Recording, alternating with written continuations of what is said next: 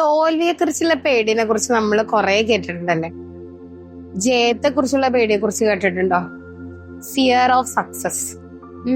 പലപ്പോഴും നമ്മുടെ ലൈഫ് സ്റ്റക്കായി പോകുന്നതും ജീവിതത്തിൽ നമ്മൾ എവിടെയെങ്കിലും നമ്മൾ വിചാരിച്ച സ്ഥലത്തേക്ക് എത്താത്തതും അച്ചീവ് ചെയ്യാത്തതിനൊക്കെ പിന്നില് ഒരുപാട് കാരണങ്ങൾ ഉണ്ടെന്ന് നമ്മൾ മുന്നിലുള്ള വീഡിയോസിൽ പറഞ്ഞിട്ടുണ്ട്. പീപ്പിൾ പ്ലീസിങ് ബിഹേവിയർ ഉണ്ടാവാം അതില്, അല്ലെങ്കിൽ പെർഫെക്ഷനിസം ഉണ്ടാവാം, പ്രൊക്കാസിനേഷൻ, അങ്ങനെ കുറെ കാര്യങ്ങളെ കുറിച്ച് നമ്മൾ കഴിഞ്ഞ കുറെ വീഡിയോസിലൊക്കെ ഡിസ്കസ് ചെയ്തു. അപ്പോൾ അതിൽ തന്നെ നമ്മൾ ഡിസ്കസ് ചെയ്യാതിരുന്നതും വളരെ പ്രധാനപ്പെട്ടതും പലരും തിരിച്ചറിയാത്തതുമായിട്ടുള്ള ഒരു കാര്യമാണ് കേട്ടോ, ഫിയർ ഓഫ് സക്സസ്. സക്സസ്ഫുൾ ആയിരിക്കും ഇപ്പോഴത്തെ ജനറേഷനിൽ കുറച്ചൊക്കെ ഉള്ള ഒരു കാര്യമാണ് ഫിയർ ഓഫ് സക്സസ് എന്ന് പറയുന്നത്. അതായത് നമ്മളൊരു പൊസിഷനിലേക്ക് എത്തുക, അല്ലെങ്കിൽ നമ്മളൊരു സക്സസ്ഫുൾ ആയിട്ടുള്ള ആളാവുമ്പോൾ നമ്മൾ മറ്റുള്ളവരിൽ നിന്ന് വ്യത്യസ്തരാവാണ് അല്ലെ. നമ്മളുടെ ഇപ്പോഴുള്ള ആ കംഫർട്ട് സോണിൽ നിന്ന് നമ്മൾ മാറി നിൽക്കും. പല ആളുകളും നമ്മൾ ശ്രദ്ധിക്കും, പല ആളുകളും നമ്മളെ അസൂയയോടെ നോക്കും, നമ്മുടെ പ്രോഗ്രസ് നോക്കും, നമ്മൾ എങ്ങനെയാണ് ജീവിക്കുന്നത് നോക്കും. നമ്മളെ പലരും മോണിറ്റർ ചെയ്തോണ്ടിരിക്കും, ക്രിട്ടിസൈസ് ചെയ്തോണ്ടിരിക്കും. ഓ അവൻ സക്സസ്ഫുൾ, നമ്മൾ ഇപ്പോഴും എന്താ യുണീക്ക് ആയിരിക്കും, സെപ്പറേറ്റ് ചെയ്തിരിക്കും അല്ലെ. അപ്പോ ചിലപ്പോ ഇങ്ങനെ യുണീക്ക് ആവാതിരിക്കുക, അല്ലെങ്കിൽ യുണീക്ക് ആവുന്നതിനോട്, ഇങ്ങനെ ഐഡന്റിഫൈ ചെയ്യപ്പെടുന്നതിനോട്, അല്ലെങ്കിൽ എല്ലാ അറ്റൻഷനും ഞാൻ സക്സസ് ആയാൽ എന്നിലേക്ക് വരുമല്ലോ എന്നുള്ള ഭയം കൊണ്ട് മുന്നോട്ട് പോകാത്ത ഒരുപാട് ആളുകളുണ്ട്. ഇപ്പോ ചില കുട്ടികള്, പ്രത്യേകിച്ച് ബോയ്സിന്റെ ഇടയിലുള്ള ട്രെൻഡാണ്, ഒരു 6th 7th അല്ലെങ്കിൽ ഒരു ടീനേജ് ആ കാലഘട്ടം, ആ ഒരു ഹൈസ്കൂൾ കാലഘട്ടം എത്തുമ്പോൾ ഇപ്പൊ ബോയ്സില് നിങ്ങൾ കമ്പയർ ചെയ്ത് നോക്കിയാൽ അറിയാം, അവർക്ക് പഠിക്കാനുള്ള ടെൻഡൻസി വളരെ കുറവായിരിക്കും. അതിന്റെ ഒരു പ്രധാന കാരണം ഈ ഫിയർ ഓഫ് സക്സസ് ആണ്.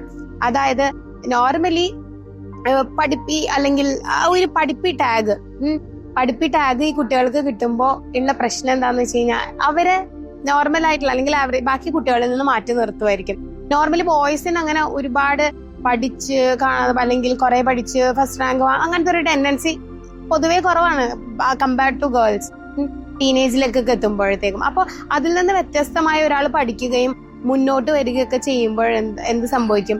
ആ പിയർ ഗ്രൂപ്പിൽ നിന്ന് ഒരു കളിയാക്കൽ ഉണ്ടാവും. അയ്യോ നീ, ഈ കുട്ടിയുടെ ഉള്ളിൽ വരുന്നത് അയ്യോ ഞാൻ അവരിൽ നിന്ന് വ്യത്യസ്തനാവുകയാണ്, അല്ലെങ്കിൽ ഞാൻ അവിടെ നിന്ന് മാറി നിൽക്കാണ്, അല്ലെങ്കിൽ ഞാൻ ഒറ്റപ്പാടാണ്, ഇവരുടെ ഈ ഒരു ട്രെൻഡിലല്ല ഞാൻ പോകുന്നത്.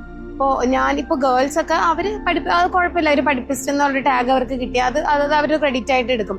പക്ഷെ ബോയ്സിൽ അത് വരുമ്പോ ഇവർക്കൊരു പ്രഷർ ഉണ്ടാവുകയാണ്. അയ്യോ ഞാനപ്പോ പഠിച്ച് അല്ലെങ്കിൽ ഒരു പൊസിഷനിലേക്ക് എത്തി, ഇവര് നമ്മളെ കളിയാക്കും, അല്ലെങ്കിൽ ഞാൻ മാറ്റപ്പെടുവാണ്, നീക്കി നിർത്തപ്പെടുവാണ്, എന്നെ എല്ലാവരും ശ്രദ്ധിക്കണം, കണ്ടോ അവൻ വലിയ പഠിപ്പി, നമ്മളൊക്കെ ഇങ്ങനെ അന്ന്. അപ്പൊ ശരിക്കും ഈ ഒരു പ്രഷർ നമ്മളുടെ കുട്ടികളിലും ഉണ്ടാവുന്നുണ്ട്.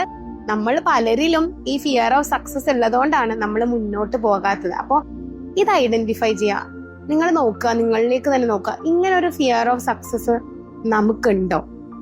അതുകൊണ്ടാണോ നമ്മൾ പല കാര്യങ്ങളും ചെയ്യാതിരിക്കുന്നത്? അപ്പൊ അങ്ങനെയാണെന്നുണ്ടെങ്കിൽ ഇതിനൊരു പരിഹാരമാർഗം ഇല്ലേ? പരിഹാരമാർഗം തീർച്ചയായിട്ടും ഉണ്ട്. അതിന് വളരെ ഇഫക്റ്റീവ് ആയിട്ടുള്ള ഒരു മൊഡാലിറ്റി ഉണ്ട്. അത് നമുക്ക് അടുത്ത വീഡിയോയിൽ നോക്കാം.